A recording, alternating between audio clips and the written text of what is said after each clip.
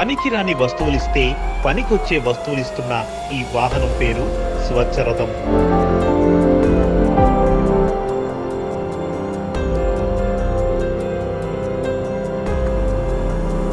ఊళ్ళో మా చేపలు ఉన్నారంటే తొక్కు తోప తుడిసి రోడ్లు గీర్లు తుడిచేసి శుభ్రంగా చేసేవాళ్ళు.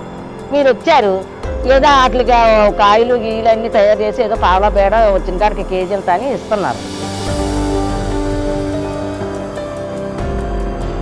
ఇవాళ ఓ తెపాలు ఇచ్చాను, ఒక కత్తి ఇచ్చాను, ఓ మిర్చి గిన్నె ఇచ్చాను, 4 సీసాలు ఇచ్చాను.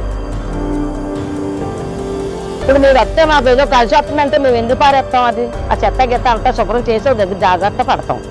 మంచిదే కదా, అభివృద్ధి చేసినట్టే కదా. ప్రతి గ్రామాన్ని పరిశుభ్రంగా ఉంచేందుకు ముఖ్యమంత్రి చంద్రబాబు నాయుడు గారు ఈ వినూత్న కార్యక్రమాన్ని ప్రారంభించారు.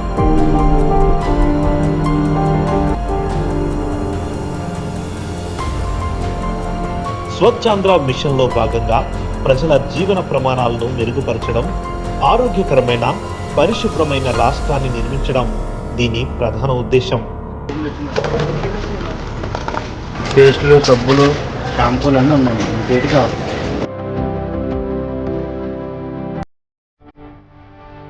ప్రజల నుండి సేకరించిన వ్యర్థాలను స్క్రాప్ ను కొనుగోలు చేసే వారికి విక్రయిస్తున్నారు. తద్వారా పల్లెలను శుభ్రంగా ఉంచుతూనే వ్యర్థాల నుండి సంపదను సృష్టిస్తున్నారు. ఈ కార్యక్రమానికి ప్రజల నుండి విశేషమైన ఆదరణ లభిస్తుంది.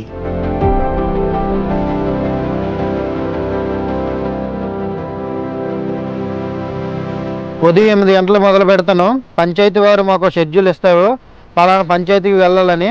రోజుకి చిన్న చిన్న గ్రామాలు అయితే 2 పంచాయతీలు అవుతున్నాయి, లేదా పెద్దదైతే ఒకటే పంచాయతీ అవుతుంది. ఇది ఒక వ్యాపారంగా నడుస్తుంది.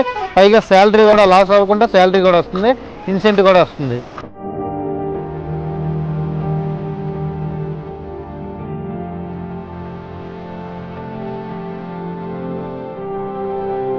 ఈ కార్యక్రమం ప్రారంభమైన తర్వాత గ్రామాల్లో శుభ్రత స్థాయి పెరిగిందని, స్వచ్ఛ రథాలు ఎప్పుడు వస్తాయని ప్రజలు ఎదురు చూస్తున్నారంటున్నారు గ్రామ సర్పంచ్ మరియు సెక్రటరీ. ఏవైనా సరే వేస్ట్ అనేది